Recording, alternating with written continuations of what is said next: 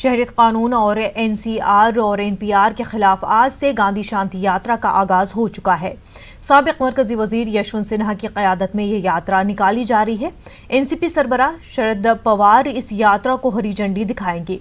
ये यात्रा 29 जनवरी तक चलेगी। गांधी जी की यौम शहादत पर दिल्ली के राजघाट पर यह यात्रा खत्म होगी। आपको बता दें कि ये यात्रा महाराष्ट्र, गुजरात, राजस्थान, उत्तर प्रदेश, हरियाणा और दिल्ली से गुजरते हुए तकरीबन 3000 किलोमीटर से ज्यादा की मसाफत तय करेगी।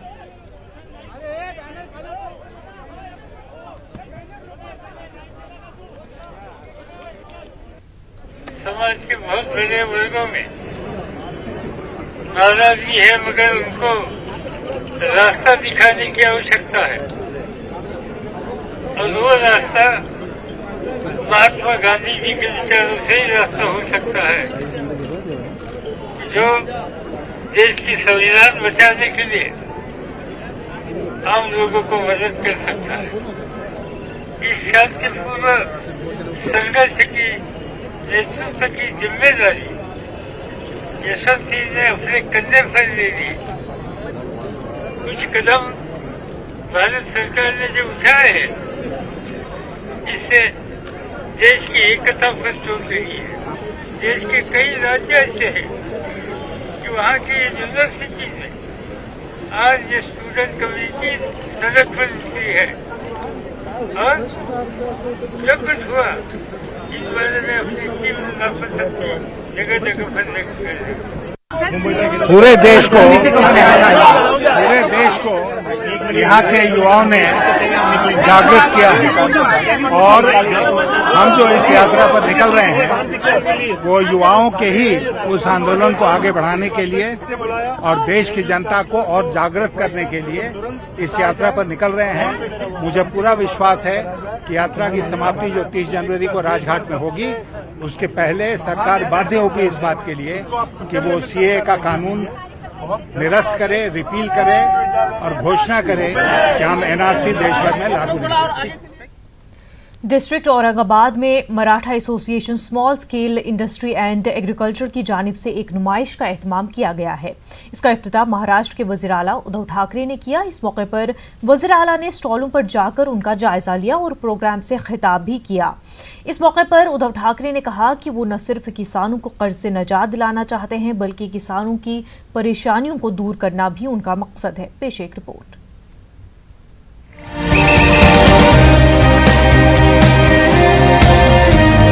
पहले खुश्क साली और उसके बाद बेमौसम की बारिश ने मराठवाड़ा के किसानों की कमर तोड़ के रख दी थी। रियासत के वज़ीर आला उद्धव ठाकरे ने सनती नुमाइश में किसानों के आंसू पोंछने की कोशिश की। उद्धव ठाकरे ने कहा कि रियासत के किसानों को कर्ज से निजात के साथ साथ उनकी परेशानियों को भी जल्द दूर किया जाएगा। इस मौके पर वज़ीर आला ने मुल्क में मंदी, बेरोजगारी और मुख्तलिफ मसाइल का जिक्र करते हुए कहा कि हालात का रोना रोने से काम नहीं चलेगा, बल्कि हिम्मत और हिकमत अमली से हालात को बेहतर बनाना होगा, बदलना होगा। वज़ीर आला ने किसानों और सनत को एक दूसरे से मजबूत करने का भी मशवरा दिया। मुल्क में मंदी आ गई है, इससे न सिर्फ रोने से काम नहीं चलेगा। जो लड़ता है वो जिंदा रहता है और महाराष्ट्र में लड़ने की एक रिवायत है। मैं किसानों का कर्ज माफ कर ही दूंगा। मैं उन्हें दीगर मसाइल से भी आजाद कराना चाहता हूँ।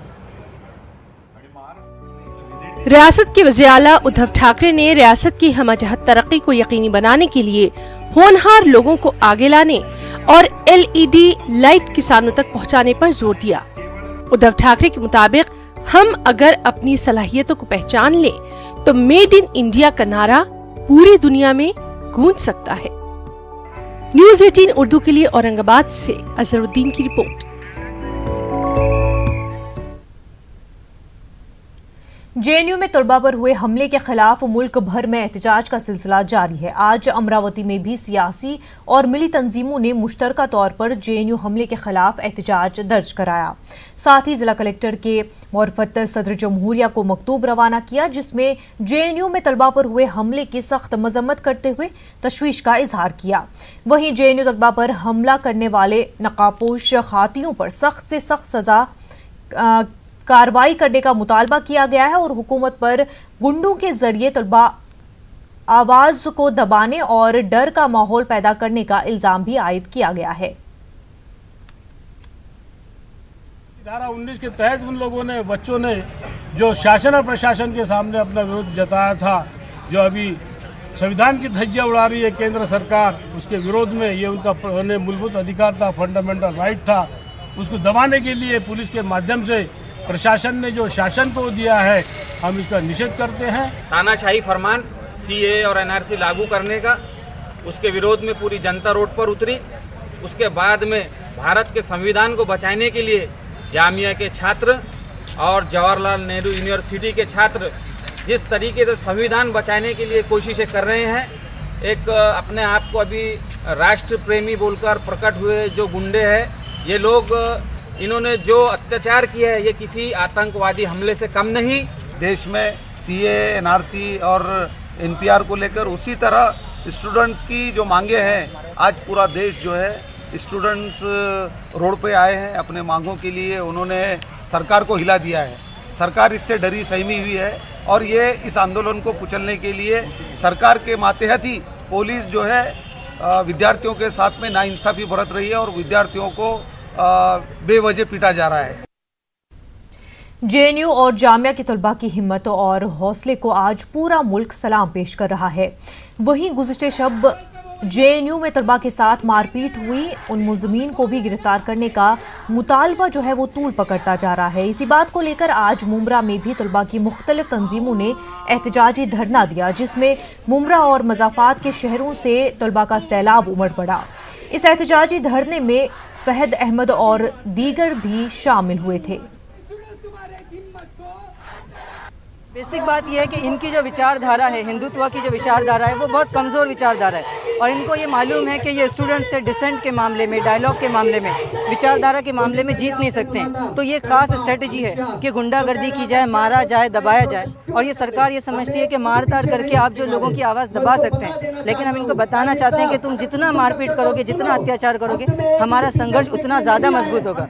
कीमत पर ये और एक बात बार बार बोली जा रही है, किसी धर्म को बचाने की लड़ाई नहीं है, ये इस देश के संविधान और इस देश को बचाने की लड़ाई है। इस देश को कई बार इस तरह की शक्तियों ने बर्बाद करने की कोशिश की है, तोड़ने की धर्म के नाम पे कोशिश की है, लेकिन इस देश का दलित, इस देश का आदिवासी और सबसे अहम इस देश की महिलाएं, आप देखिए शाहीन बाग जो है आज वो एक सिंबल ऑफ रेजिस्टेंस बन गया है। जामिया मिल्लिया इस्लामिया एक सिंबल ऑफ रेजिस्टेंस बन गया है। लोगों के बीच में गुस्सा था, उस गुस्सा को खत्म करने के लिए, उस गुस्से को कम करने के लिए प्रोटेस्ट हम सड़कों पे लेके उतरे हैं और जब तक नहीं मानेंगे, या तो तब तक ये माफी ना मांगे जिस तरह की इन्होंने नीतियां लेके आए, और या तो ये देश छोड़ के ना जाए। हमने साफ साफ कहा है, इस लड़ाई को जेएनयू, एएमयू, जामिया तक महदूद नहीं करने देना है। ये लड़ाई CAA, NRC, detention centre, NPR और जुडिशियल इंक्वायरी के लिए है। तो जो छात्रों पे दमन हुआ है उसकी आवाज उठानी है, लेकिन साथ साथ में हमें उन मुद्दों के बारे में बात करना है जिन मुद्दों के लिए ये आंदोलन शुरू हुआ था। मालेगांव म्युनिसिपल कॉरपोरेशन के वार्ड नंबर 12 के ज़िमनी इंतखाबात के लिए आज वोट डाले गए हैं। ज़िमनी इलेक्शन होने की वजह से वोटिंग का फीसद कम रहा। सुबह से ही पोलिंग स्टेशनों पर राय दहंदगान की तादाद बहुत कम थी, बूथ खाली खाली नजर आ रहे थे। लीडरान और राय दहंदगान के बकौल वोटिंग कम होने की एक वजह यह भी रही कि वोटर लिस्ट में बहुत ज़्यादा गड़बड़ी है। ऐसे में इलाके में एनआरसी को लेकर खौफ का माहौल पाया जा रहा है, क्योंकि वोटर लिस्ट में ही नाम नहीं है तो एनआरसी में क्या होगा।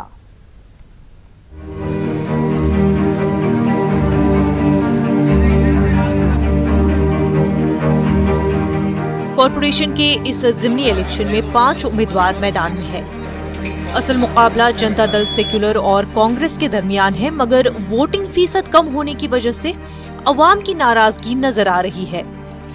सियासी लीडरान ये इल्जाम लगा रहे हैं कि एक तरफ हुकूमत एनआरसी और सीएए को सख्ती से नाफिज करने जा रही है, वहीं दूसरी जानिब वोटर लिस्ट को पिछले 70 सालों में दुरुस्त नहीं किया जा सका। तो एनआरसी और एनपीआर की सख्ती क्यों? सरकार जो है बात करती है सीएए और एनआरसी लागू करने की, एनपीआर लागू करने की। हालात ऐसे हैं कि वोट के परसेंटेज का सबब ये है कि यादी के अंदर लोगों के नाम गलत है, फ़ोटो गलत है। हैरत की बात यह है कि नाम मर्द का है, फ़ोटो औरत का लगा हुआ है। जो सरकार अभी वोटिंग लिस्ट दुरुस्त नहीं कर सकी, वो एनपीआर बोलो या एनआरसी करो, ये कैसे करेगी, हमें तो समझ में ही नहीं आता। फोटो में तो ऐसा है कि लेडीज़ की जगह जेंट्स का नाम है, जेंट्स की जगह लेडीज़ का नाम है, किसी के नाम पूरे नहीं हैं, किसी का सरनेम सही नहीं है। आज ऐसे हालात हैं कि सरकार NCR और CAA की बात करती है, जो आज तक आज़ादी से लेके अभी तक उसकी वोटर यादी जो दुरुस्त नहीं कर पा रही लोगों के नाम, वो NCR और CAA में क्या करेंगे। मालेगांव शहर में ऐसे वोटर्स बहुत बड़े पैमाने पर मौजूद हैं, जिनके नाम या फोटो वोटर लिस्ट में गलत दर्ज है। बार बार मुतालबा करने के बाद भी इलेक्शन कमीशन या सरकारी अफसरान ने ठोस कदम नहीं उठाया, जिसके बायस वोटर अपना हक इस्तेमाल करने से महरूम रह गए। और मेरी वाइफ का मैं 2 बार अभी फ़ोटो ऑलरेडी सबमिट कर चुका हूँ, लेकिन उसका अभी भी फ़ोटो नहीं आया। अभी जब मैं आज गया मेरी वाइफ को पोलिंग के लिए वोट देने के लिए, तो वो बोलते हैं कि फ़ोटो नहीं है, आप वोट नहीं दे सकते। ये देख लीजिए आप, इसकी वजह से वोट ही नहीं दे सकते। परसेंटेज का मामला ऐसा है कि जो 2017 में भी जो वोटिंग हुई थी, इलेक्शन हुआ था, तो जो लोगों की वोट, जैसे इस्लामपुर की वोट जो स्कूल में आई थी वो स्कूल में आज नहीं है। हर वोटिंग की जगह तब्दील कर दी गई है। इस महल्ले की वोट उस महल्ले में, उस महल्ले की वोट इस महल्ले में, फिर किसी की यादी सही नहीं है, किसी का नाम सही नहीं है। मुल्क के तूलो अर्ज में NRC, CAA और NPR के खिलाफ होने वाले एहतजाजों का सिलसिला जारी है। अवाम में तशवीश इस बात की भी है कि वोटर लिस्ट में भी अगर नाम नहीं होगा तो उनके साथ क्या होगा। मालेगांव म्युनिसिपल कॉरपोरेशन के ज़िमनी इंतखाबात के नताइज जुम्मे को सामने आएंगे। न्यूज़ 18 उर्दू के लिए मालेगांव से ज़ुहूर खान की रिपोर्ट। मुंबई में अम्बेडकर गार्डन बांद्रा मशरक में ईरान पर अमरीकी हमले के खिलाफ पुरअमन एहतजाज किया गया। अमरीकी हमले में जनरल कासिम सुलेमानी की हलाकत की शदीद मजम्मत की गई। अम्बेडकर गार्डन पर जमा होने वाले हजारों एहतजाजियों और उलमाए किराम ने अमरीका के खिलाफ नारेबाजी की और अमरीका पर बैनुल-अक़वामी दबाव बनाने की सिफारिश की और हिंदुस्तान को अहम रोल अदा करने का भी पुरजोर मुतालबा किया।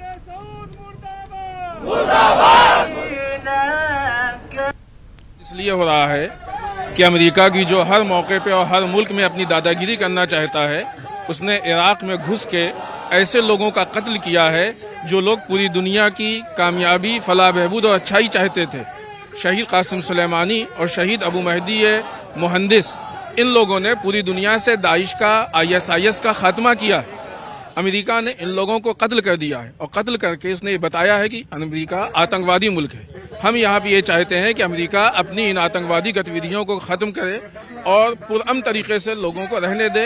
इस वक्त जो ये प्रोटेस्ट हो रहा है, हम अपने देश की जनता को, अपने मुल्क की आवाम को ये बताना चाहते हैं कि अमेरिका ने, ट्रंप ने जो कासिम सुलेमानी और उनके साथियों को मरवाया है, वो टेररिस्ट नहीं थे, वो इंसानियत के दोस्त थे और वो ISIS जैसी दहशतगर्द टेररिस्ट तंजीम को मिटाने के लिए निकले हुए थे, उनके साथियों को मिटाने के लिए निकले हुए थे जो उनका साथ दे रहे हैं। अमेरिका ने उनको शहीद किया और जो उनको मारा है, उन्होंने किसी टेररिस्ट को नहीं मारा है जैसा कि आज फैलाया जा रहा है। नई नस्ल को मौसीकी, दुनियावी गानों और खुराफात से बचाने की गर्ज से उनमें ना तो हमद, दीनी तकारीरी के जज्बात, क़ुव्वत गोयाई पैदा करने की गर्ज से भिवंडी की अलहम्द स्कूल हर साल हमदुनात मुकाबले का एहतमाम करती है। इमसाल भी बैनुल मदारिस मुकाबला मुनक़िद किया गया, जिसमें 27 स्कूलों के तलबा ने हिस्सा लेकर मुनफरिद अंदाज में हमद बारी ताला पेश की।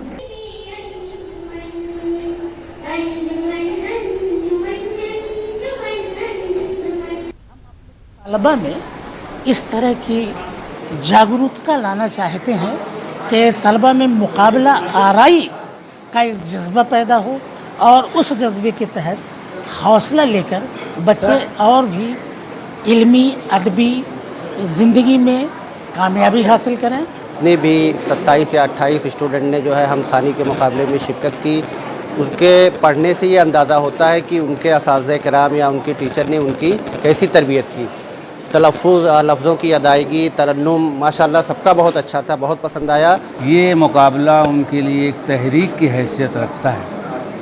अगर ऐसा होगा तो जो ये शिकवा है कि उर्दू मीडियम हाई स्कूल का मेयार अंग्रेज़ी स्कूलों के मेयार के करीब नहीं होता, वो गलत साबित होगा। वक्त हो गया कर्नाटक की खबरों का, तो नजर डालते हैं सुर्खियों पर। येदियुरप्पा काबीना की 17 जनवरी को तौसी मुमकिन। काबीना के नामों की मरकजी लीडरों से दिल्ली में लेंगे मंजूरी। ज़िमनी इंतखाबात में जीत हासिल करने वाले MLAs को दी जाएगी वजारत।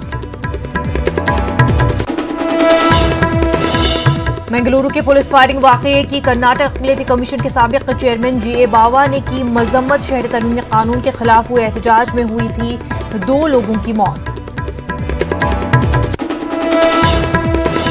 JNU मामले को लेकर मैसूर यूनिवर्सिटी में हुआ एहतजाज। मशाल जलाकर यूनिवर्सिटी तलबा ने अहाते में निकाली रैली। तलबा ने नकाब पोश हमलावरों की गिरफ्तारी और शफाफ जांच का किया मुतालबा।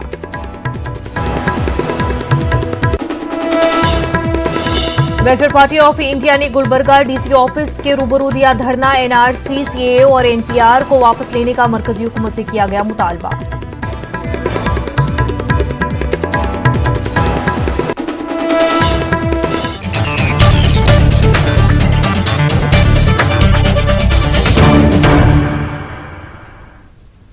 सत्रह जनवरी को येदियुरप्पा काबीना में तौसी का इम्कान है। बताया जाता है कि येदियुरप्पा 14 जनवरी को दिल्ली में बीजेपी आला क़यादत से मुलाकात करके काबीना के नामों की मंजूरी लेंगे।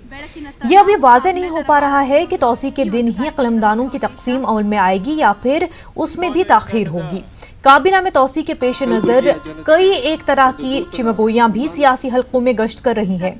क्या काबीना में मजीद 2 डिप्टी CM शामिल किए जाएंगे या फिर मौजूदा 3 डिप्टी CM ओहदों को कलअदम करार दिया जाएगा। समझा जा रहा है कि ज़िमनी इंतखाबात में कामयाब होने वाले तमाम नौमुंतखब MLAs को काबीना में शामिल किया जाएगा। इस तरह की भी कयास आराइयां की जा रही है कि काबीना में से कुछ वजीरों को बाहर भी किया जाएगा ताकि काबीना में जात पात और इलाके का तवाजुन बरकरार रखा जा सके।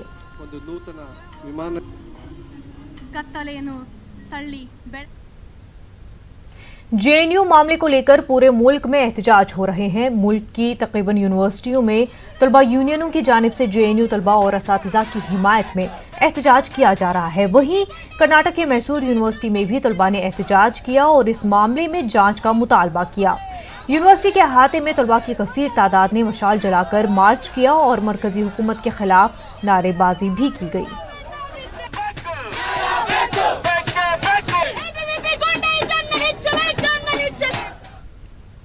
कर्नाटक अक़लियती कमीशन के साबिक चेयरमैन GA बावा ने बेंगलुरु में हुई पुलिस फायरिंग की मजम्मत की है।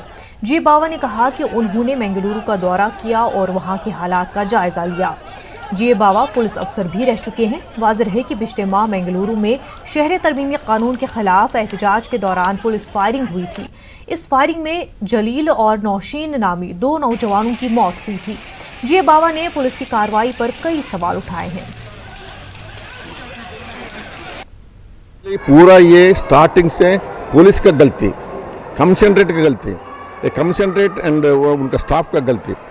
क्या बोले तो कमिश्नरेट क्या करे, पहले 19 को परमिशन दिया उधर लोगों को, एक NGO को परमिशन दिया उधर प्रोटेस्ट करने के वास्ते। एकदम नाइट सेम नाइट वो कैंसिल करे 144 इशू 144 गवर्नमेंट का उधर इंस्ट्रक्शन गए वो 144 करे। ये पहले मिस्टेक गवर्नमेंट से। कभी भी ये लॉ एंड ऑर्डर प्रॉब्लम उनका डिस्ट्रिक्ट छोड़ना, इट्स रिस्पॉन्सिबिलिटी डिस्ट्रिक्ट ऑफिसर्स का, कमिश्नरेट का responsibility. You have to take the decision other 144 करना नहीं करना बोलकर क्या करे। वो पूरा पहले पूरा पब्लिसिटी होगा वो दिन, वो 100 not more than 300 people, let them show the video or any clippings. They are given in the FIR falsely they are written 1000-2000 members आया बोलकर। That is utterly false, utterly false. Only 200-300 members था उधर, उनको सुधार उनका नहीं होगा एकदम विदाउट वार्निंग। उनका वो 144 है ना, 144 को वो अगेंस्ट आया तो कोई भी प्रोटेस्ट करे तो इमीडिएट वैन को बिठा को भेजना है, अरेस्ट करना। That is the procedure. There was no van, there was no preparation. क्या भी प्रिपरेशन ये लोग, ये पुलिस लोग नहीं करे, एकदम लाठी चार्ज करे। गुलबर्गा पीपल्स फोरम ने 21 जनवरी को गुलबर्गा में एक कौमी कन्वेंशन के इनेकाद का ऐलान किया है। पीर बंगाली ग्राउंड रंग रोड पर दोपहर 3 बजे से रात 10:30 बजे तक ये कन्वेंशन मुनक्किद किया जाएगा। इसमें शुमाली कर्नाटक के साथ अजला से कम 5 लाख शहरियों को जमा करने का मंसूबा बनाया गया है। इस इवेंट में गुलबर्गा पीपल्स फोरम के लीडरान ने आज प्रेस क्लब में एक प्रेस कॉन्फ्रेंस का इनेकाद किया। जिम्मेदारान के मुताबिक तमाम गैर बीजेपी और गैर एनडीए जमातों को इस कन्वेंशन में शामिल करने की कोशिश की जा रही है। ये बिल खालिस किसी एक पर्टिकुलर मुसलमान के लिए नहीं है। ये बिल सारे हिंदुस्तान की जमहूरियत को जो डैमेज करता है उस अवेयरनेस के लिए, उसको समझाने के लिए हम एक अवेयरनेस प्रोग्राम, एक कन्वेंशन जो है इंशाल्लाह 21 तारीख को रखने जा रहे हैं। नॉन बीजेपी पॉलिटिकल जो पार्टीज़ है जो अपने इस बिल की जो मुखालिफत किए हैं, इंशाल्लाह वो तमाम अक्सरियत जो है इस प्रोग्राम में शामिल होगी। कन्वेंशन करने का सीएए, एनआरसी और एनपीआर को लेकर गुलबर्गा में मुसलसल एहतजाज और धरने हो रहे हैं। वेलफेयर पार्टी ऑफ इंडिया की जानिब से आज गुलबर्गा डीसी ऑफिस के रूबरू धरना दिया गया। WPI के रियासी सदर एडवोकेट ताहिर हुसैन की क़यादत में किए गए इस एहतजाज में मुख्तलिफ सियासी जमातों के लीडरान ने भी शिरकत की। तमाम लीडरान ने सीएए को वापस लेने का हुकूमत से मुतालबा किया। चाहते हैं कि ये आग ठंडी न होने पाए, इसकी चिंगारी मुसलसल चलती रहे और ये तासुर न जाए कि जो एहतजाज करना था कर चुके और बैठे हुए हैं घर में। कि मुसलसल छोटे मोटे प्रोग्राम हमेशा चलते रहेंगे, चलना चाहिए, ताकि ये आवाम को भी खबर चले, हुकूमत वालों को भी चले कि ये एहतजाज ठंडा नहीं है। सफ़र हज 2020 की तैयारियां शुरू हो चुकी है। कर्नाटक के आज़मीन हज का कल क़ुरा अमल में आएगा। बेंगलुरु के हज भवन में क़ुरा अंदाजी होगी। कल शाम 4 बजे ऑनलाइन क़ुरा का इफ्तिताह होगा। कर्नाटक रियासी हज कमेटी के चेयरमैन आर रोशन बेग की सदारत में क़ुरा अंदाजी की तकरीब होगी। इस साल कर्नाटक रियासी हज कमेटी को 9,823 दरख्वास्तें मौसूल हुई हैं। रियासत का हज कोटा तकरीबन 6,000 पर मुश्तमिल है। गुज़िश्ता साल के मुकाबले इस साल आज़मीन हज की दरख्वास्त फॉर्मों में कमी आई है। ईरान और अमेरिका के दरमियान जंग पूरी दुनिया के लिए नुकसान का सबब होगी। हिंदुस्तान दोनों ममालिक से अच्छे ताल्लुकात रखता है, लिहाजा हिंदुस्तान को ईरान और अमेरिका के मामले में अहम रोल अदा करना चाहिए। इराक उमूर के माहिर आगा सुल्तान ने बेंगलुरु में ये बात कही। आगा सुल्तान ने कहा कि अक़वाम मुत्तहिदा के दफ्तर को अमेरिका से मुंतकिल किया जाए। UNO का दफ्तर एक ऐसे मुल्क में काम करे जो गैर जानिबदार हो। तो हम आपके मीडियम से एक डिमांड करते हैं इंटरनेशनल कम्युनिटी को, पूरे देशों को, यूनाइटेड नेशन को शिफ्ट किया जाए अमेरिका से टू ए न्यूट्रल कंट्री और उसको एक न्यूट्रल अंपायर बनाए। हिंदुस्तान एक बहुत पावरफुल देश है। हम जब बाहर जाते हैं तो हिंदुस्तानी बोलते ही इतनी इज्जत मिलती है। द रेस्पेक्टेड इंडियंस की मांग, इज्जत पूरी दुनिया में बहुत है। तो मैं अपील करता हूँ हुकूमत हिंद को, आप इस इशू में न्यूट्रल रोल प्ले करके सुलझाइए, इसको कुछ ना कुछ नतीजा निकालिए। इंडिया बहुत कुछ कर सकती है, चाही तो कर सकती है और मैं समझता हूँ करेगी, हिंदुस्तान करेगी। अगर कुछ जंग हो जाए तो नुकसान हिंदुस्तान को ही बहुत होएगा। ऑलरेडी इकोनॉमी इन शैटर्स और ख़राब हो जाएगी तो सफ़र होगा, फिर गरीब ही सफ़र होता है ना। मेंबर पार्लियामेंट और कांग्रेस की तरफ से कायम जांच कमेटी के मेंबर सईद नासिर हुसैन ने कहा है कि हम JNU के तमाम लोगों से बात कर रहे हैं। उन्होंने कहा कि ये बात सामने आ रही है कि JNU इंतजामिया ने सही तरीके से मामले को हैंडल नहीं किया। सईद नासिर से हमारे नुमाइंदे खुर्रम शहजाद की बातचीत आप देखिए। हमें दीजिए इजाज़त। आदाब। फैक्ट फाइंडिंग टीम के मेंबर और कांग्रेस से राज्यसभा सांसद सैयद नसीर हुसैन हमारे साथ मौजूद हैं। सर, आप लोग कल JNU गए थे, क्या आप लोगों की समझ में आया वहाँ पर? देखिए, हम लोगों का टर्म्स ऑफ रेफरेंस ये है कि पता करें कि JNU में क्या हो रहा है, क्यों ऐसी घटना हुई है, जो घटना हुई है उसमें कौन लोग इन्वॉल्व हैं, क्या वो लोग चाह रहे थे, इस तरीके की स्थिति क्यों है कि जो पिछले 60-70 दिन से वहाँ पे एजिटेशन हो रहा है। इन तमाम चीज़ों को देख के एक अपना रिपोर्ट बना के पार्टी को देने के लिए, ताकि पार्टी की भी एक समझदारी बने कि आखिरकार इतनी बड़ी और इतनी नामदार और हिंदुस्तान की जिसको हम प्रीमियर यूनिवर्सिटी मानते हैं उसमें क्या हो रहा है करके। कल हम लोग गए वहाँ पे। हम तो चाह रहे हैं कि सारे पॉलिटिकल ऑर्गेनाइजेशंस जो हैं, जो स्टूडेंट ऑर्गेनाइजेशंस हैं, सारे स्टूडेंट ऑर्गेनाइजेशंस से बातचीत करें, वाइस चांसलर से बातचीत करें और एडमिनिस्ट्रेशन में लोग, सिक्योरिटी, पुलिस, JNU-SU, JNU-TA सबसे बात आप सबसे बात करना चाहते हैं। कल आप लोग गए थे, आप खुद वहाँ के स्टूडेंट रहे हैं, तो कल जो बातचीत हुई उससे क्या समझ में आया आप लोगों को? नहीं, देखिए वहाँ पे तो ऐसा लग रहा है कि जो है जिस तरह से एजिटेशन वहाँ पे चल रहा है स्टूडेंट्स का, उसको सही तरीके से नेगोशिएशन यानी सही तरीके से डील नहीं किया जा रहा है। तो इसमें हर कोई वो अथॉरिटी है जो इसको डील कर सकती है, तो हमको लग रहा है कि उसको डील करना चाहिए था, डील नहीं किया गया है। इसकी वजह से जो है एजुटेशन भी इतना लंबा चला है और बहुत सारे इश्यूज उसमें इन्वॉल्व हो गए हैं। लेकिन अब ठोस उसमें क्या हमारे फाइंडिंग्स हैं वो तो रिपोर्ट में ही हम देंगे। आज JNU के जो स्टूडेंट हैं वो VC को हटाए जाने के लिए मंडी हाउस पर प्रदर्शन भी कर रहे हैं। देखिए, अब स्टूडेंट्स और टीचर्स और कर्मचारी जो हैं उनके अपने अपने डिमांड हो सकते हैं, वो अपना एजिटेशन कर सकते हैं, अपना प्रोटेस्ट रजिस्टर कर सकते हैं, मेमोरेंडम दे सकते हैं, वो सब भी पार्ट ऑफ डेमोक्रेटिक प्रोसेस है। लेकिन हमारा इस न्यूज हेडलाइंस के प्रायोजक सच्ची सही